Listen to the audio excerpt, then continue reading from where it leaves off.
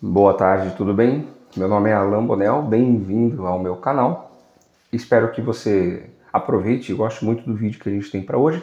É apenas um bate-papo, trazer algumas reflexões, algumas impressões ali do dia a dia e principalmente de alguns termos que a gente usa e de maneira às vezes errada, até para quem já está trabalhando na área há algum tempo. Então hoje vamos falar sobre homopolímero, copolímeros, compósitos e blendas, tudo bem? Já deixa um joinha no canal, compartilha, curta, se inscreve no canal, que é bastante importante, dá uma força realmente para a gente. Me procura também no LinkedIn, é Alan Bonel, tem muito conteúdo por lá, tem uma frequência bastante consistente de postagem de material de muita qualidade, tudo bem? Então vamos lá. Já falei um pouco sobre o que são os polímeros, termofixos, termoplásticos, tem bastante vídeo ali no canal já explicando esses conceitos de uma maneira mais aprofundada. Tem um bate-papo também, falando um pouco mais de maneira geral sobre o que são esses termos, né, de termofixo, termoplástico, polímero, polímero de condensação, mero, monômero, enfim. Mas hoje vamos falar sobre homopolímeros, copolímeros, blendas e compósitos. E como é que funciona isso? Quando nós passamos por um processo de polimerização, nós partimos de um monômero, nós ativamos esse monômero para formar um mero, que é a unidade repetitiva. E esse mero ele vai se combinando com ele mesmo muitas e muitas vezes, 10, 20, 50 mil vezes, e a gente tem a nossa macromolécula de polímero. De maneira bem simples, se esse mero ele for o mesmo, nós estamos falando de um homopolímero, porque é um polímero homo, que é feito de apenas um tipo de mero, é um mero que é igual. Então, polietileno, polipropileno, poliacetal, poliamida, são todos tipos de homopolímeros. Quando nós falamos, por exemplo, de SBS, ABS, nós estamos falando de polímeros que não utilizam o mesmo mero, ou seja, durante a reação de polimerização, você não parte de apenas um monômero ou apenas de um mero, você tem a combinação de mais meros, normalmente 2 ou 3 meros, é a grande maioria dos polímeros. Se nós pegarmos, por exemplo, 3 meros ali, né, 3 monômeros e meros diferentes, nós podemos formar um material bastante conhecido que é o ABS, acrilonitrila, butadieno e estireno, que são o nome propriamente dos meros. E nós vamos combinando ora acrilonitrila, ora estireno, ora butadieno e assim por diante. Então na nossa macromolécula não vai haver apenas um tipo de mero, mas sim 2, 3 tipos diferentes, como no caso do ABS, que nós temos 3 meros diferentes. Então, para esses tipos de materiais, nós chamamos de copolímero. Então, eles são polimerizados juntamente com vários meros. Eles são copolimerizados. Por isso que vem a nomenclatura de copolímeros. É comum nós termos a diferenciação das propriedades e das classes desses copolímeros pela maneira conforme esses monômeros eles vão sendo encadeados um em relação ao outro. Então nós podemos ter, por exemplo, um bloco de um mesmo mero. Então é como a gente achar nos livros, né, o mero A e o mero B. Então a gente tem uma estrutura da seguinte maneira: A, ou seja, um bloco de meros A seguido por blocos de mero B. Então fica A, B, B, B, B, B, B, volta para A, e assim por diante. Esses copolímeros são chamados de copolímeros em blocos. Tá? Então nós temos os copolímeros que são em blocos, ou seja, blocos separados de cada monômero. Nós temos os copolímeros que são, por exemplo, os enxertados ou grafitizados, que você tem uma macromolécula principal e você tem a ramificação de um outro mero nessa cadeia, que são os grafitizados ou os enxertados. É possível ter também, por exemplo, copolímeros alternados. Então você tem os meros A, B, A, B, A, B. Exatamente assim, um depois de outro, alternando, ora A, ora B. tá? São os copolímeros alternados. E por fim, você tem polímeros que são aleatórios, que são randômicos. Você não tem uma sequência definida nem nas cadeias laterais, nem em blocos, e também não são alternados.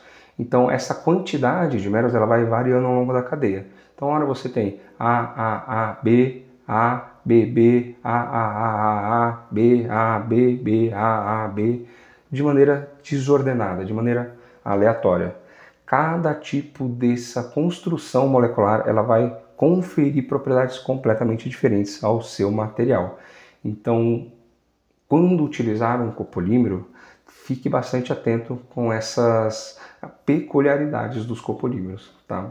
Em alguns datasheets de alguns fabricantes, já tem na descrição se é um copolímero alternado em bloco, ou já tem um indicativo de alguma coisa de como vai ser essa estrutura, tudo bem?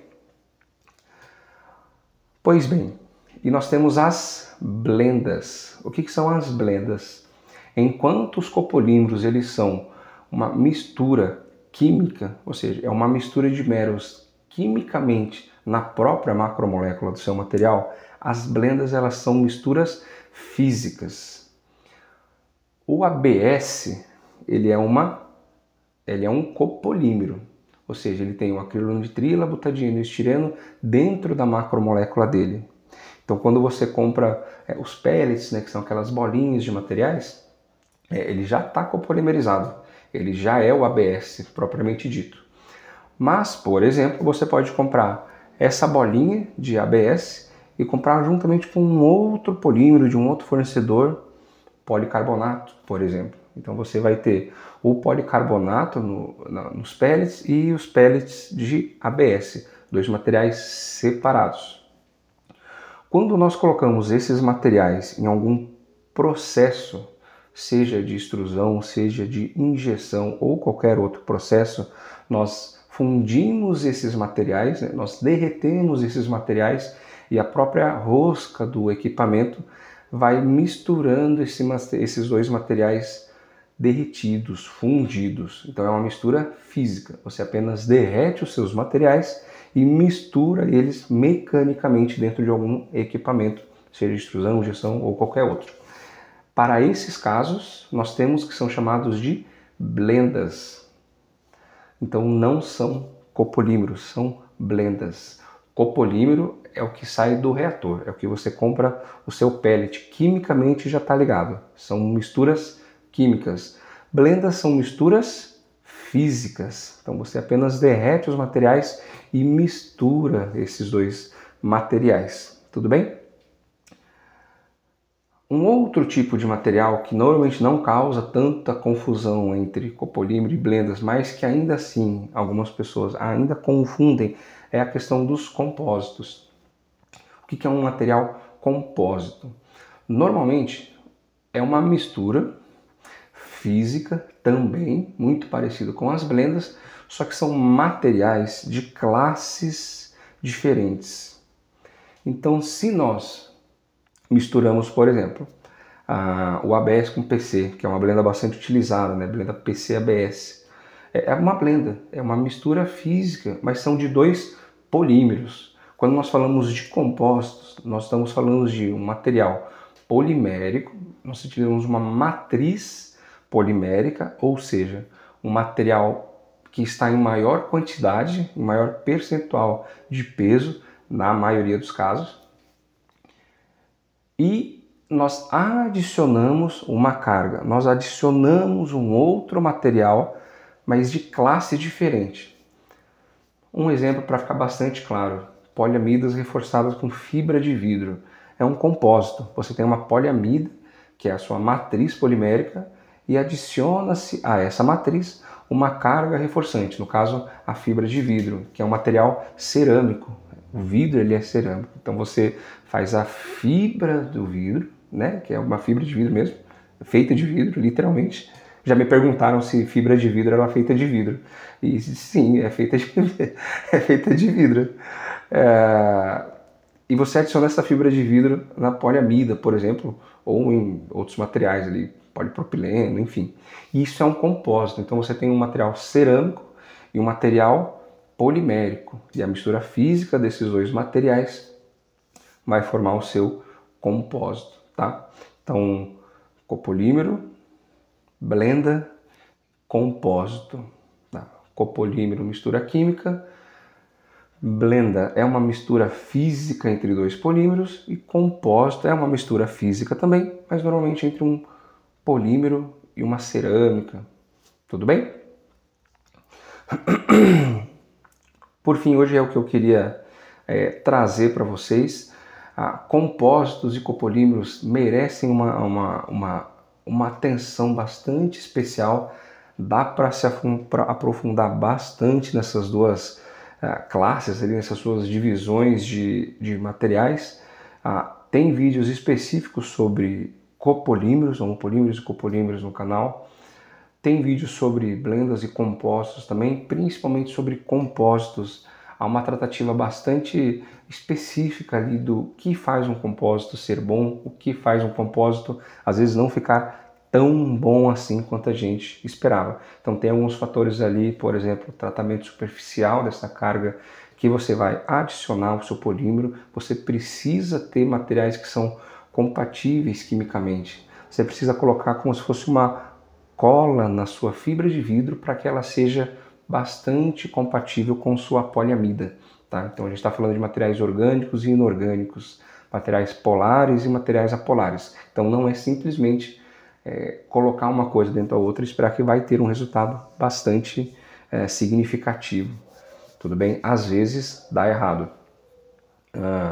Tamanho dessas cargas, o formato dessas cargas, a orientação dessas cargas, a quantidade que você vai colocar dessas cargas. Normalmente utiliza bastante ali, no caso das poliamidas com fibra de vidro, entre 20% e 40% de fibra de vidro, mas tem poliamidas que utiliza-se 60% de fibra de vidro, por exemplo. Então, nem sempre a matriz polimérica vai ser o que está em maior quantidade. Tá? Tem esses casos específicos que você vai ter um maior teor, um maior percentual de carga reforçante dentro da sua matriz. Isso vale para polipropileno reforçado com talco, outros materiais reforçados com vidro, microesfera de vidro e montemorilonita, tem uma talco kaolin, tem muitas possibilidades percentuais, inclusive até mistura de duas cargas dentro da mesma matriz. Então são pontos que merecem bastante atenção. Com certeza vai ter vídeo no meu canal sobre isso, detalhando um pouco mais como é que funciona essa combinação, essa junção, essa produção dos materiais que são ou blendas, ou compostos, ou copolímeros, e até mesmo como que você escolhe esses materiais. Às vezes, quando a gente está fazendo alguns processos, alguns projetos, a gente precisa se atentar a esses pontos e escolher um material que seja melhor no sentido de estar mais otimizado. Nem sempre o material com mais fibra de vidro vai ser melhor para a sua aplicação. Nem sempre o material com fibra de vidro vai ser melhor para a sua aplicação. Às vezes você pode usar talco, por exemplo, que já vai ser suficiente. E às vezes você não precisa de nada para reforçar o seu material, você precisa do seu polímero 100% sozinho, que vai ser muito melhor para a sua aplicação. Tá? Tomar bastante cuidado com isso. Não é porque nós adicionamos alguma carga ou porque nós fazemos alguma blenda ou até mesmo porque nós estamos falando de um copolímero, que são materiais melhores, que são materiais superiores aos homopolímeros. São apenas materiais diferentes, com características diferentes, que são para aplicações diferentes. Por hoje era só que eu tinha para trazer essas reflexões para vocês. Não se esquece de deixar um joinha no canal, se inscreva no canal, me procura no LinkedIn, Alan Bonel. Pode me mandar uma mensagem por lá, pode entrar em contato aqui comigo diretamente no YouTube. No meu LinkedIn também existe um link direto para o meu WhatsApp, então se você precisa de algum curso direcionado para alguma necessidade que você está passando no dia a dia, se você quer se aprofundar, precisa de um curso apenas para o seu próprio desenvolvimento pessoal, se você está precisando de uma mentoria, de uma consultoria, pode falar comigo, a gente consegue desenvolver alguma coisa bastante personalizada para o que você estiver precisando. Tudo bem? Muito obrigado e até o próximo vídeo.